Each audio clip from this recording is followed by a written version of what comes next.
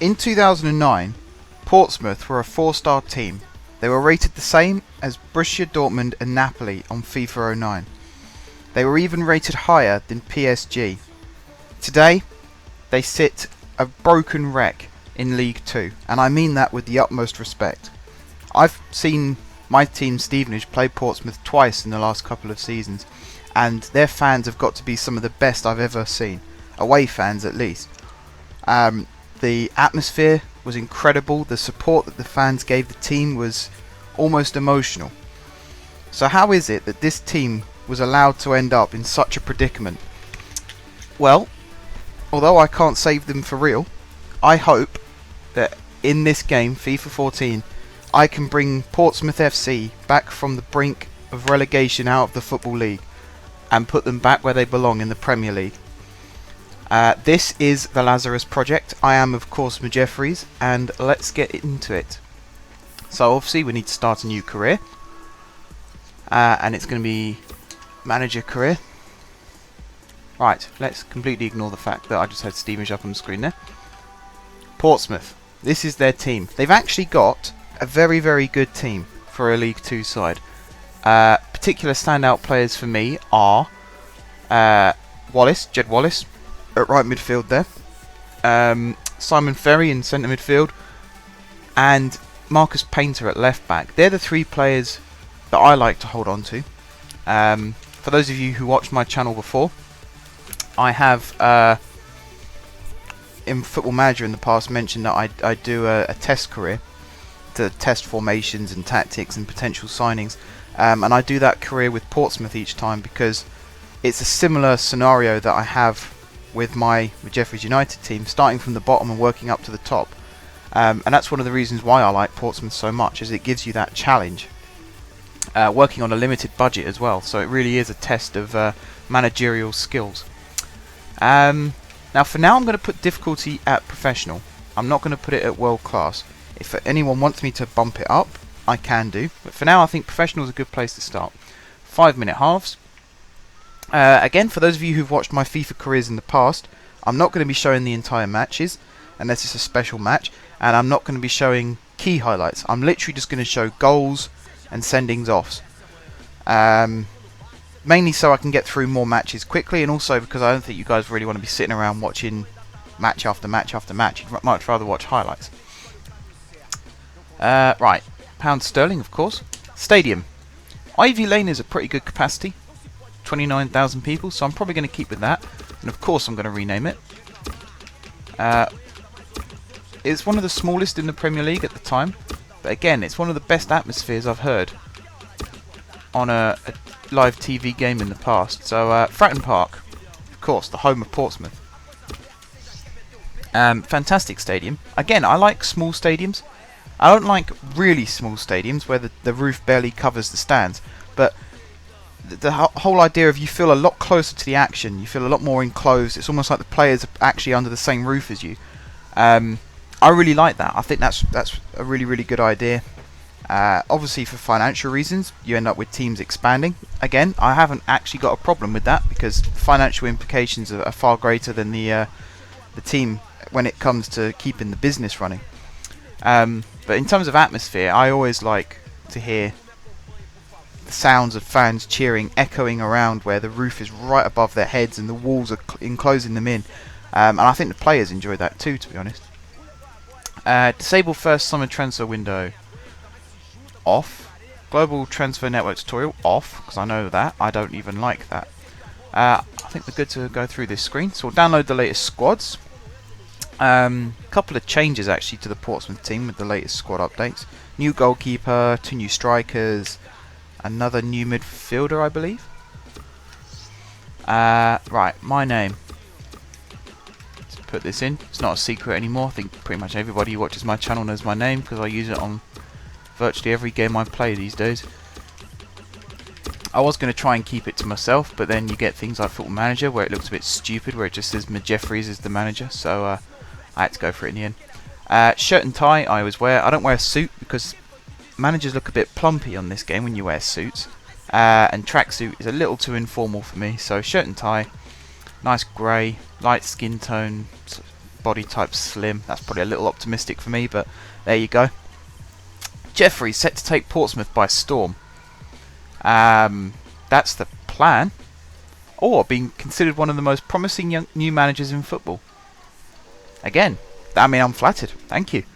That's a really nice thing to say. So we'll zip through this screen, and then it'll come to a save screen, I think. So I'll just quickly save the game, and then I'll probably call this an episode. This is more of an introduction to the series rather than an actual content-filled one. So next episode, I'll start looking at transfers and redoing the squad. Rebuilding the squad, changing tactics, formations, set piece takers, captains, you know, the usual. Right, so we are in the game, guys. I'll show you the squad quickly, actually. So I'm going to put my custom formation in first. There we go. It's a 4-3-3, technically, but it's customized in that I've got two very, very, very advanced wingers, one very, very advanced centre attacking midfielder, and two, they're technically defence midfielders, but I've changed their position to centre midfield. You can see the striker plays in the middle, and it's almost like a 4 in the back, and then 2 midfielders, and then an advanced diamond at the top, but squashed down. And I'll also show you... I will also show you my chosen team. So we've got other players like Ben Chorley, who joined from Stevenage in January, who I was sad to see him leave Stevenage because I thought he was going to be a good player for us, but the fact that he's joined Portsmouth means I can use him on here, so I suppose it's not all doom and gloom.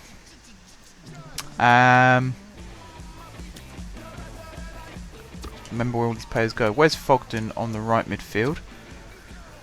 Bartram stays on the left. Jed Wallace, can he play through the middle? If he can, I'll leave him there. He can. Okay, I might leave him there then. Excuse me. Have a look at the bench quickly. For those of you who have watched my videos before, I like to have a bit of order in my my team, so hence all this messing around here. I've already got a fair idea of the players who I want to get rid of and the players who I want to promote through the team.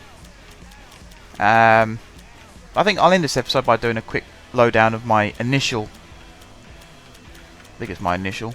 Yeah, it looks like it. My initial starting lineup. So, in goal we've got Trevor Carson, who is on loan from Sunderland. At right back we have got Yasin Mutayakil. Hang on. Matayakil. I think that's how you say his name. I apologise if it isn't.